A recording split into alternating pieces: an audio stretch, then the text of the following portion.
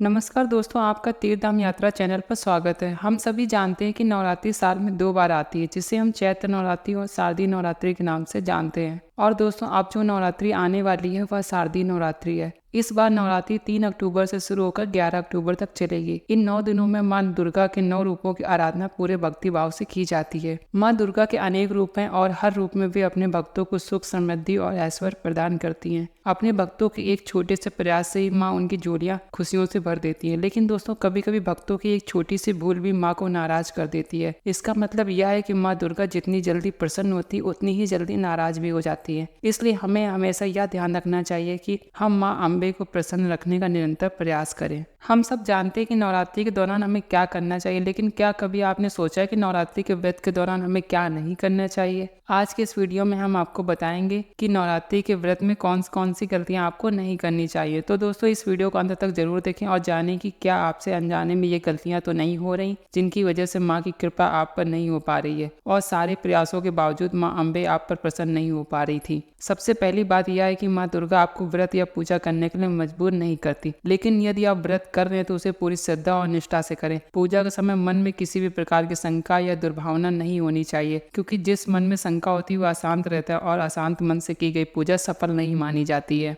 दूसरी बात, नवरात्रि के दौरान आपको किसी भी गलत शब्द का प्रयोग या गाली गलौज से बचना चाहिए। झूठ, बुराई जैसी बातों से भी दूर रहें। जिस मुंह से आप माँ का नाम जपते हैं उस मुंह से निकलने वाले शब्द भी पवित्र होने चाहिए। तीसरी बात, नवरात्रि में हर प्रकार के मांस, शराब, तम्बाकू और तामसिक भोजन से दूर रहे। यह चीजें आपके मन और मस्तिष्क को अशांत कर देती हैं, जिससे पूजा का फल प्राप्त नहीं होता। सात्विक भोजन का ही सेवन करें और खट्टी चीजों से परहेज करें। चौथी बात, किसी भी जरूरतमंद को खाली हाथ ना जाने दें। किसी जरूरतमंद या कन्या की मदद करने से माँ अम्बे बहुत जल्दी प्रसन्न होती हैं। पांचवी बात, इन दिनों में बाल कटवाने, दाढ़ी बनवाने या नाखून काटने से बचें।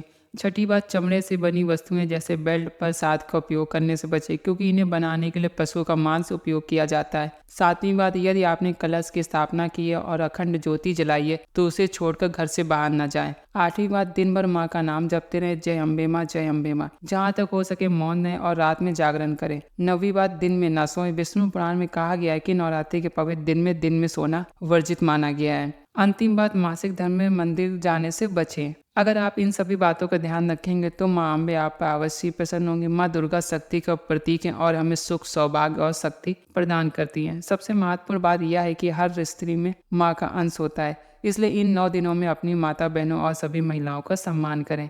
अगर आपको हमारी यह वीडियो पसंद आई हो तो भी हमारे चैनल तीर्थधाम यात्रा चैनल को सब्सक्राइब करें, लाइक करें, शेयर करें। धन्यवाद दोस्तों।